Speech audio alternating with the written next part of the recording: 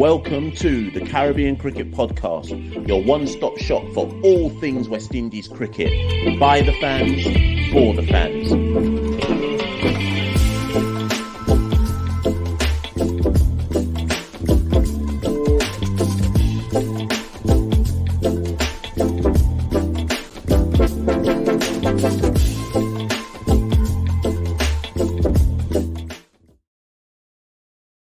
Yes, ladies and gentlemen, welcome to another episode, conversation of the Caribbean Cricket Podcast. I'm one half of the Caribbean Cricket Podcast, Mashal St. Patrick here, and with me as ever is my partner in crime, Santoki Nagilendran.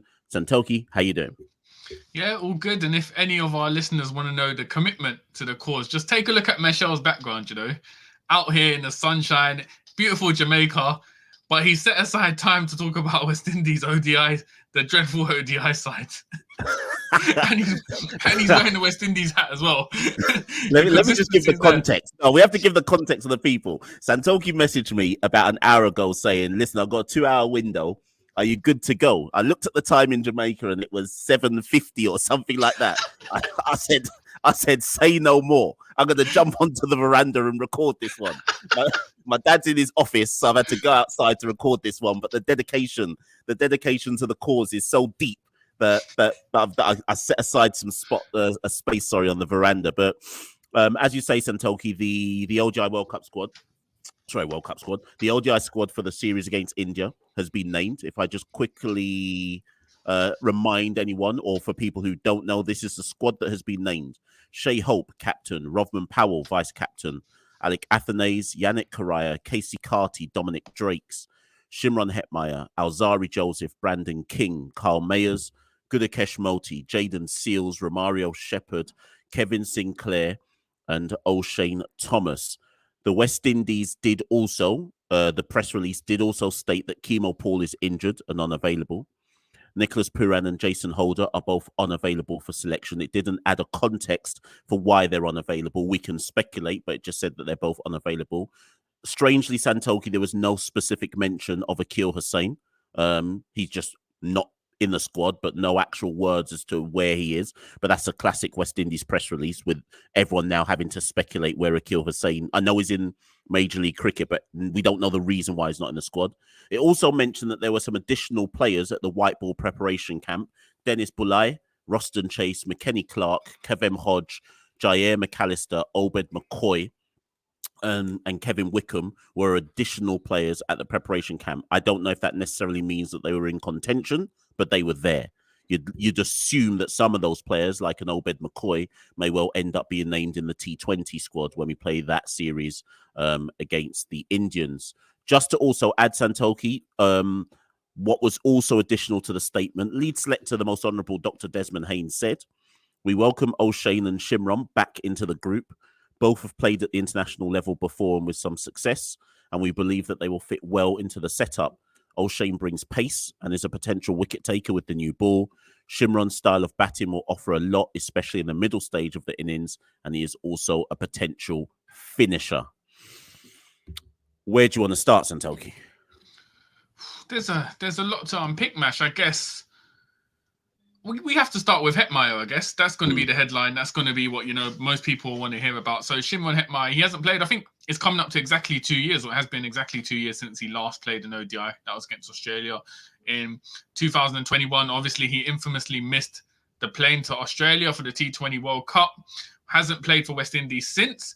On social media, it came out that he'd made himself available for the World Cup qualifiers. Wasn't picked. Desmond Haynes said he wanted to keep the same guys who played in the South Africa tour, preceding those qualifiers. But Hetmyer is back, fresh start. Darren Sammy said this would be the first squad where he had input on the selections. So Hetmyer is back. So Mash, I guess first thing to ask, do you think Hetmyer's recall is warranted to the West Indies ODI side? I mean, this one's a techie one, because Hetmyer is a divisive figure across the whole region.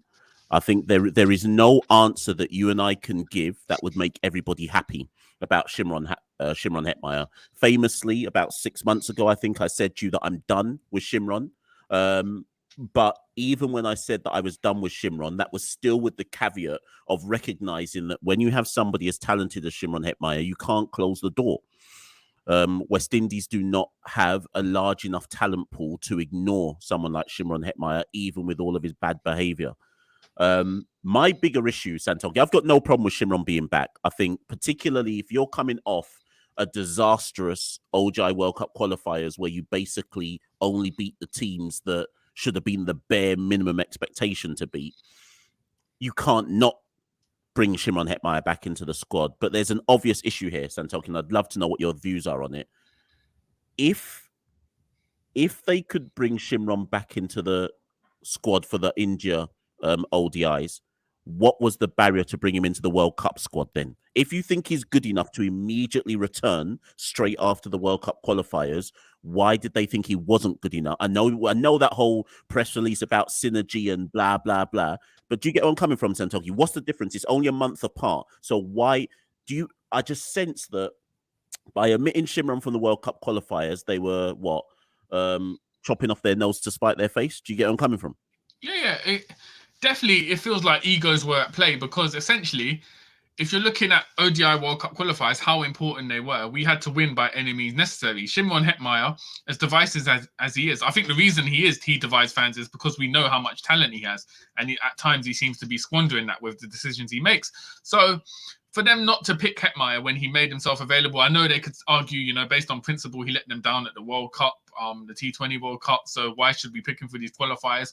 But literally, if you're going to pick him 2-3 weeks after those qualifiers finished, why not just take him to Zimbabwe?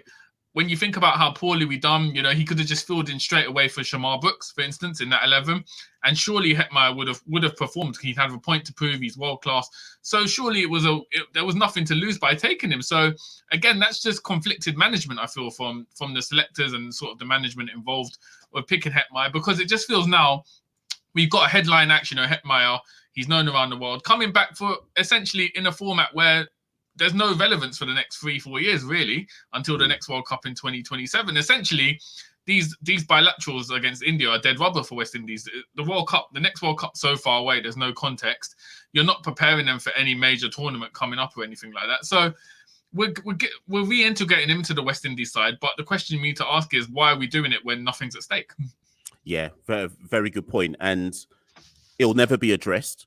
All we can do, as we tend to do on the podcast, is raise what we think are the obvious questions that need answers. I don't think it will ever be addressed. I think it was an own goal to leave Shimron out. Like I say, that doesn't mean that he's not divisive, but I think it was just an own goal. If he was available, you pick him, and so on and so forth. Obviously, though, Santoki, you've kind of hit the nail on the head. It's 4 years now till the next World Cup, so it's just pointless bilateral series say pointless. The reason why I say pointless, Santoki, is can you build a culture 4 years out from a World Cup? You can start to, don't get me wrong, like they can start to try and have an identity and this, that, and the other. But really and truly, until you're about 2 years to a year and a half out from the World Cup, some of this is also a bit, I don't want to say meaningless, but there's no real, like you say, there's no real context. Yeah. That said, looking ahead to the series, I guess the minimum you want to see from Sammy's side in these 3 ODIs, and probably the T20s as well, although the T20s are more pressing given the World Cup next year, you want to see a clear identity starting to form.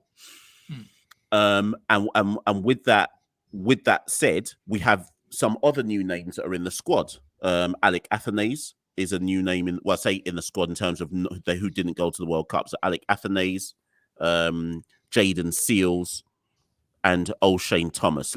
And in fact, Dominic Drakes as well. So let's deal with those 4 next. Alec Athanase, Dominic Drakes, Jaden Seals, and O'Shane Thomas. None of those were at the World Cup. Athanase and Drakes were in the series before the World Cup against UAE. And I don't know if you remember, Santoki, when that UAE series happened, I asked Desmond Haynes in the press conference, does this UAE series have any impact on the World Cup squad? And he was like, no, we've already named the World Cup squad. And the only reason I asked that question was because in my head I was like, if you get some good performers in that UAE series, don't you want to have a tiny bit of flexibility to have an impact on the World Cup squad? Anyways, Athanase was one of the good performers. Drakes was one of the good performers. So I guess in some senses, their elevation to the post-World Cup debacle squad makes sense. Yeah, but then also wasn't that a lie because Johnson Charles made the squad? Yeah, exactly. I remember Johnson Charles replaced a spinner. Oh my gosh. Yeah, I think with West Indies, I mean, we saw when England lost in the 2015 World Cup. Their next series, I think it was against New Zealand. They completely overhauled their squad. They hit 400 totals. You know, they started changing the way they play. With West Indies, we don't, as we said numerous times, we don't have the talent pool to sort of overhaul the squad completely. So, by and by, this is predominantly the majority are still players from that Zimbabwe qualifying series. So there's not much we can do in terms of a massive overhaul. But I do think one thing that Sammy has tried to change is we've talked about, I don't think with West Indies, scoring runs has never been an issue. We hit 374 against Netherlands, but then still lost. The issue has always been in white ball cricket for the past few years, being able to take wickets. And I think the introduction, I mean, Jaden Seals has been injured, so bringing him back is a massive boost to that. And then O'Shane Thomas, I think, is the one where they've essentially said, you know what, O'Shane hasn't played ODI cricket, I think, for over 2 years. I don't think he's even played a professional match this year. No. In cricket, so he's come back, but that is definitely because he's got the pace and the potential to be a strike bowler for West Indies. So I think in terms of looking at how West Indies change, I think Sammy's obviously put more of a focus on having those pacey strike bowlers to allow West Indies to bowl sides out, because that's been where we struggled. I don't necessarily think in terms of run scorers, we've got run scorers in the side. So I think Sammy's focus from the squad selection he's picked, and obviously Jay McAllister traveling as well with the squad, he's obviously picked bowlers, strike bowlers, and that's where he wants to focus for now, I think. Yeah, but the O'Shane Thomas one is interesting, Santoki, because O'Shane, so the last time O'Shane played an ODI series for West Indies was before the pandemic. That's how long ago it was, right? I think it was the January 2019? Whenever we played Ireland, right? So it's been a long old time, right, since O'Shane last represented West Indies in ODI cricket. On paper, I understand why. Like, I can see a justification for it. But in reality, I see no justification for it, because all O'Shane has done in the last 6 months is basically follow a diet plan that Cricket West Indies have given him. So O'Shane has lost over 24 pounds in the last 6 months or so. He's playing club cricket in Gloucestershire in England, or was, because obviously now he's with the West Indies. So effectively, Santoki, we've said to O'Shane Thomas, you've been playing club cricket in England. That's good enough. And because you've got a history of being fast, you're just straight back into the West Indies squad. I know we both know why he's there, but does that make any sense? No, it doesn't make any sense. You're not. What is the evidence for him being able to step up to international cricket? And I think it's a gamble by Sammy. But again, I think it just reflects the lack of pace bowlers we have in the region. They've had to go back to O'Shane Thomas. There was no one else who could sort of come in and fill that void. So it's a big gamble. But at this point, Mash, like we've just emphasized at the beginning of the show, when you've got nothing at stake, I guess you can really afford to take these gambles. Yeah, that's a good point. That's a very good point. If you're going to take it, the series doesn't mean anything in terms of points, etc., etc. So yeah, in that context, yes, I guess I get the point. Dominic Drakes, I don't think we need to really talk on. I think his pick is obviously well deserved. And yeah, Jaden Seals. I suspect, Santoki, that Jaden Seals, as well as being there from a strike bowler perspective, is also there because they didn't want to rush him back into Test cricket, and it's easier to give him 10 over spells or 8 overs, 9 overs, etc., to help his, I guess, return back into international colours. Because ideally, you'd want Jaden Seals back in the Test side. But I suspect this is just about, we don't know if he's ready yet for that workload. So let's put him in the ODI side, plus the fact we need some strike bowlers.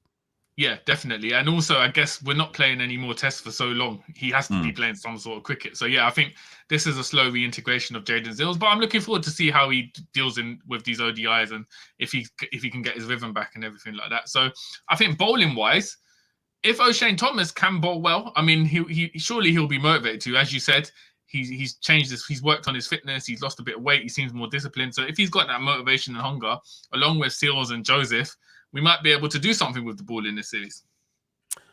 Away from those four, there's several names who I think are just, some people will say, there needs to be a debate about them, but I actually don't think, I'm going to call them, Santoki, and just, if you think there's any question mark, by all means, let me know. But Shai Hope, Yannick Correa for the leg spin, Alzari Joseph, Brandon King, Kyle Mayers, Gudakesh Moti, who obviously missed the World Cup for injury, Kevin Sinclair, even Romario Shepherd, although some might say, what about Odin Smith?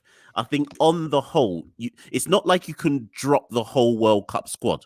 So I don't have, on the whole and on paper, I've got no issues with those being the retained players from the World Cup squad, because you have to keep some kind of core. Yeah, definitely. This is the thing. We don't have enough players for us to completely change the squad. So you have to keep some kind of core.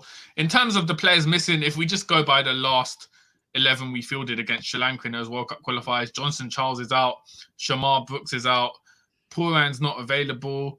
Who else? Roston Chase as well. He was included in the camp, but he's not in the squad. So there's quite a few players missing. So there'll be a lot of there'll be at least 4 or 5 gaps to fill in that 11 as well, Mash. But I guess if we look at the squad as well, opening, so Carl Mayers goes back up after where did he bat against Sri Lanka? Like 7 or something. Well, they moved him everywhere all over the World Cup. He started as opener, then Johnson Charles replaced him, then he went down to 3, then he went down to 6. Who knows what Carl Mayers' role is in the squad anymore? But this is what I mean. In the lead up to the World Cup, we had a settled opening partnership, King and Mayers. Out of nowhere, Johnson Charles, based on performances against UAE, makes the squad. They shuffle it up and down. Mayers loses his position, bats all over the place. And then now, in this big reset, we've essentially gone back to King and Mayers as opener. It just doesn't make any sense. No, do you know what? No. Do you know what? Don't even be surprised if Shea Hope ends up opening again. Oh, my God. But look at the squad. We have no idea. I'm not even going to try and say let's predict what the 11 is, because at this point in time, because it's a reset, who knows what the plan is now going forward? Because effectively, the Shea Hope plan going into World Cup qualifiers was right. Shea's going to bat 4 because he can manipulate the middle overs and so on and so forth. And within about 3-4 games, you realize, well, boy, that plan can't work because no one else is actually batting. If you see what I mean. There's another name, though, that I do think we need some focus on, Santoki. Rovman Powell. Oh. Not only has Rovman Powell kept his spot, he's kept his spot as vice-captain, if that means anything, but he's kept his spot in the World Cup squad. Now, for those who may or may not remember, Rovman Powell only played 3 games in the World Cup qualifiers out of the 7 or whatever it was that he played. He averaged something like 10. He dropped about 10 catches. That's obviously an exaggeration, but he dropped enough catches and basically rode the bench for over half of the World Cup. Are you surprised he wasn't part of the call? I'm not really. This is going to sound mad, but essentially Rovman Powell is almost like a legacy pick. The fact that, even though there's not much of a legacy, the fact he's Rovman Powell and vice captain, I feel like I wasn't expecting him to get dropped. I just feel like he's kind of got that. He's, especially as he's T20 captain as well, I felt like they would give him a chance in this India series. So, I mean, I would have been surprised if he was dropped. He should have been based on merit. But I just feel the fact it is Rovman Powell, anyone else producing those stats in the side, like a lesser known name, would have got dropped. But I just feel the fact he's Rovman Powell and his kind of how they've invested a lot in him, Cricket West Indies, in terms of his white ball being a captain and everything like that. So I just feel it's not surprising. But I'd be interested to know what the dialogue was between Sammy and Powell, what Sammy said to Powell, what has Powell said to Sammy about what went wrong in the World Cup qualifiers. But yeah, I wasn't completely surprised. Were you, Mesh? I was surprised only because he had an absolute stinker of a World Cup. And I actually agree with you. The only reason I think he's still around is because it would almost be a level of embarrassment to drop him. They did the whole thing of saying, right, Rovman Powell's a T20 captain and he's Shea's vice captain in ODIs, and this is the way forward. That was only all the way back in. That was only in March, you know. So part of me reckons, is he still there because it's an embarrassment after what, effectively a series versus South Africa, then the World Cup, and then you go, right, you know what, actually this isn't working, off you go. So put it this way though, if he struggles against India, I think he will be dropped. Yeah. Because I don't see how you justify him staying in the side. Remember, Rovman's played a lot of ODIs now. His average in ODI cricket is like 21 or 22. Do you know how bad that is? Yeah. Like, for the level of experience that he's got. So fine if they're keeping him around, but I think he needs to have a very, if he's going to play, because he might not even make the side, but if he's going to play, he needs to have a very good series against India. Yeah, I think you make a good point there. Just to add, also, the fact that he was top run scorer in the Super 50, winning captain. I think it would be embarrassment, like you said, that they'd have to drop him because of what he represents in the region and what he's done in the past few months. But I do think this is sort of last chance saloon for him. If he doesn't perform against India, I don't think he'll be part of the next series. Other than that, you could argue the squad just is what it is. I mean, we said it before the Test series versus India. I think it's fair enough to expect that we're going to lose the series, whatever that means, because it don't really mean anything. But I think it's fair enough to expect that we're going to lose the series. I don't know if we'll lose 3-0, but if you had to predict going in right now, would you say that 3-0 is a fair enough expectation? Defeat, obviously. Yeah, surely. I think the talent India have, the fact they've got the motivation of a home World Cup in 3 months, I just think they'll just be a level apart from West Indies. So, I mean, you never know in white ball cricket. We could always sneak the odd game here or there. So it could be a 2-1, but 3-0 wouldn't surprise me. That would be an expected result, 3-0 for West Indies to lose. I mean, I'm sure some people in the comments will say it would be an overly negative, but that's just the state of, you can't come out of a World Cup qualifying where you lose to Netherlands, Scotland, etc., and then expect to pick up any wins against India in ODI cricket. So that's just realistic. But I think, Mash, I think it's important. We talked about the squad, no real massive surprises, I guess, overall. But one thing we've talked in the past about Jason Holder. I think you said on previous shows, you said on previous shows, after the qualifying campaign, it would be logical for Holder to retire. Him and Pooran aren't taking part in this ODI side, that they've been stated as unavailable. No specific reasons, but obviously Pooran, they're playing in T20 franchise leagues. We'll get to Pooran in a minute, but in terms of Holder, do you think he's essentially unofficially retired? Is this the end of Holder in ODI cricket, or is he someone who you can imagine having a bit of a break from ODI cricket, but eventually coming back for the honour of West Indies cricket? I think the one thing that we can definitely say is that Jason Holder has gone above and beyond in the name of West Indies cricket, right? I think sometimes people think that I'm anti-Jason Holder or not. I'm not at all. Like, I'm just more realistic.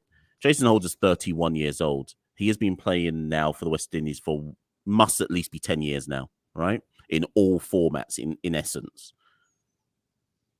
I just don't see, given your earlier point about the next World Cup is in 2027, by that stage, Jason Holder will be 35 years old.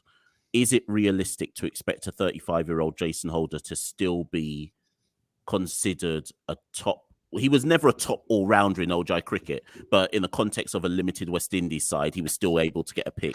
Is it realistic to expect him to be first choice at 35 in 2027? I say no. So if I'm Jason Holder, just retire. Because if he retires from ODI cricket, not too dissimilar to Ben Stokes, it extends the amount of time he has left to make the big bag in T20 cricket all around the world, etc. So I'm sure he's considering it. I'd be shocked if it's not going through his head. And everybody would give him his flowers. If he said tomorrow, you know what, I'm done in ODI cricket, everybody around the region would be like, you know what, thanks, Jason Holder, because you've served West Indies cricket for so long. You're still going to play tests. You're still going to play T20s, but thank you. And off he goes into the sunset. And then it becomes about people like Romario Shepherd, Dean Smith, etc. Can they step up to the plate, etc., etc., etc.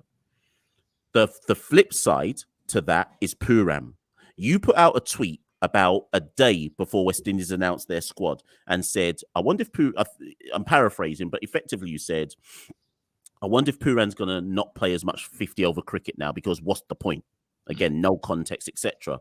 And what made you think that, Santoki? Because to anybody else who's then seen the squad, they will think that, Santoki said that because he already knew that Pooran wasn't going to be in it. But what made you think that might be the case?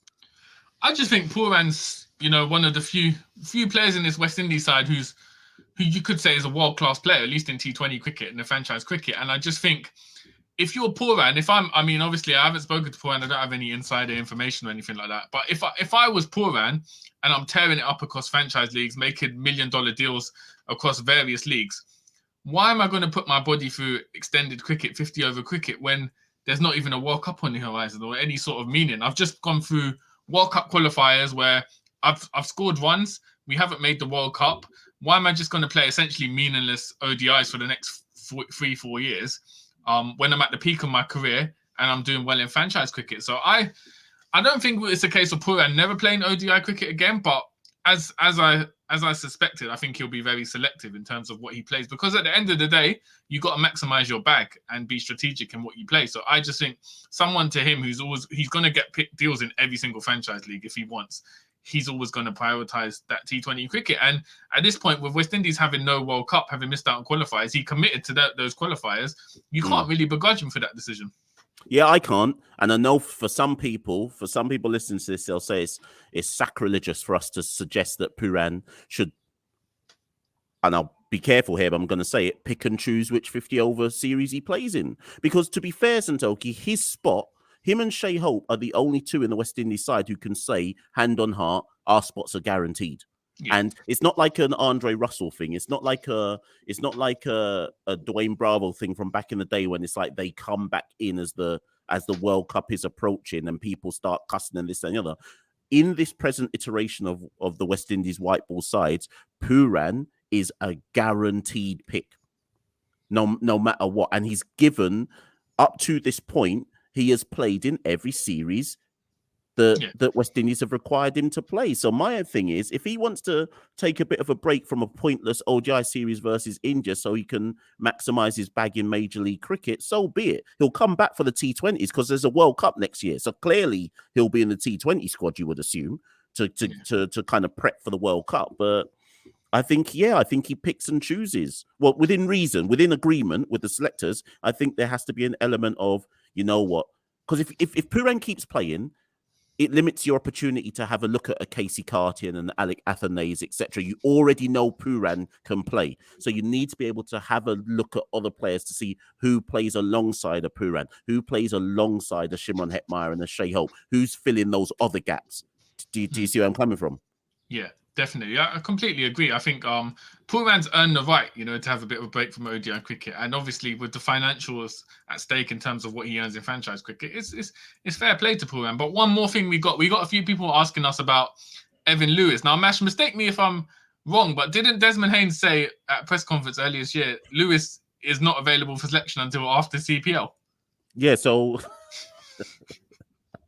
I had to confirm it with you, because just as I was saying, I was like, surely I know I heard it, but I'm like, surely it can't be true. So I have to go back and look at my notes, but as I remember it, and if I've got it wrong, someone please correct me. As I remember it, Desmond Haynes said, I spoke to Evan Lewis, and Evan Lewis says he's doing something with his property. I swear the implication was that Evan Lewis was building a house or fixing something on his property. I thought he said, I thought Desmond Haynes, I could be wrong, but I don't know, man. I don't think I would mishear this, but I thought he said he had work to do on his house. Those are the exact words, the word work and house. So he said he was unavailable until after the There was definitely something to do with construction on his premises, something along those kind of lines. And he said that having spoken to Evan said basically, don't pick me again until after CPL. Now, here's the joke. Evan is currently in Zimbabwe playing in their T10. There's some kind of T10 tournament going on in Zimbabwe, and I know Evan's there at this moment in time. So I'd like to think that was part of the conversation as well. And that Evan kind of said, well, you know what? I've already got a contract to go to Zimbabwe. Drop me out until after CPL.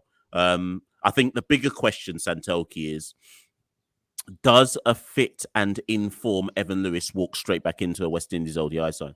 No, I was going to say, I guess the fact he's Evan Lewis, the name, people obviously assume, he's got a given to walk into the side. But similar to Hetmyer, he hasn't played an ODI in 2 years. And we saw what happened in the T20 World Cup. When he was given a walking back to the side, he didn't perform well.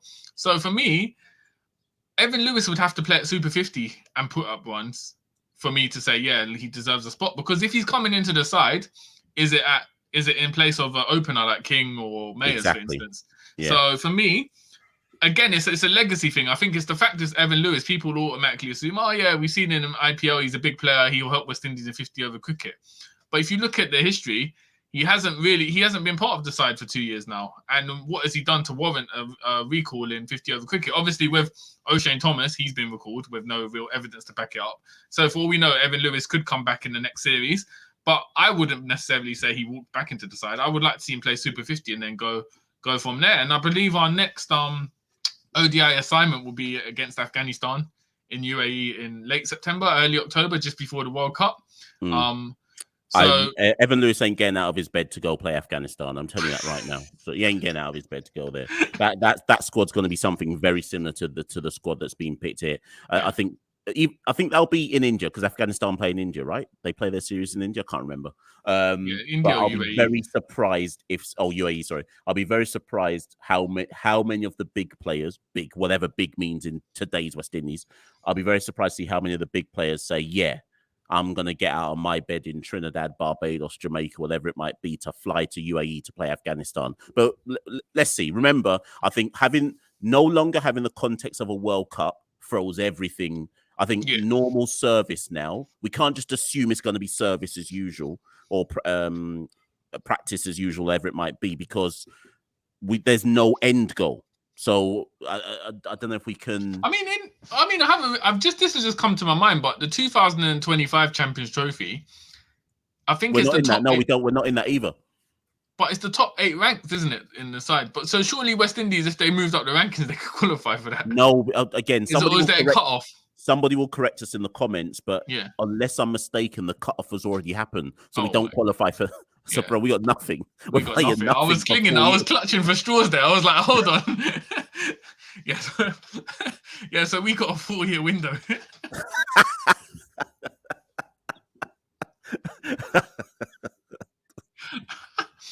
But I think that's we said we'll try to keep it 25-30 minutes, just a short video to preview the ODI series. We'll be back for live episodes, after the conclusion of each ODI, interacting with the fans. We've had big numbers for the test series against India when we've done live shows, so hopefully everyone can join us for the ODI. So that's been it for us, Mash. I'll pass the final word over to you. Yeah, stay locked in, people. More content coming over the next few days and so on and so forth. Trying to organize some special guests to come on the podcast and whatnot. And as ever, if you want to stay in touch with the Caribbean Cricket Podcast, you can see, in fact, it's on the ticker tape below, at Carib Cricket, Twitter and Instagram, the website, www.caribbeancricketpodcast.com. DM us, send us an email if you want to get in touch, sponsor, etc., etc. But stay locked in, more content coming. Thank you. And I was about to say good night, but this is an early one, so I'll say thank you and good afternoon. We rule the cricket world. Now the rule seems coming. Welcome to the Caribbean Cricket Podcast, your one-stop shop for all things West Indies cricket. By the fans, for the fans.